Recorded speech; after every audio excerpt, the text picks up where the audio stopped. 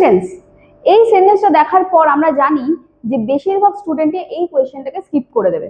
ব্যাংকে এসেছিল 1 বছর এই কোয়েশ্চেনটা, কিন্তু স্কিপ না করে কিভাবে আমরা উইদিন সেকেন্ডের মধ্যে এই আনসারগুলোকে সলভ করব চলো দেখে নিই। এখানে বলছে despite her best efforts and tireless dedication, her resources were simply not greater enough to tackle the scale of the problem, as the issue required a coordinated effort from the multiple organizations with the vast funding and expertise in the field. তো কোথায় error আছে আর কিন্তু পড়বো না, দেখে নিয়েছি, পড়তে পড়তেই আমরা দেখে নিয়েছি। কি দেখতে পেয়েছি এখানে দেখো, গ্রেটার রয়েছে এবং তার সাথে এনাফ রয়েছে।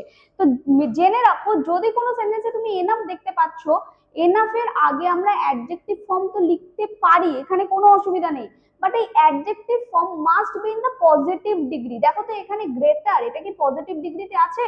এটা তো ইয়ার আছে, দ্যাট মিন্স এটা কম্পারেটিভে আছে।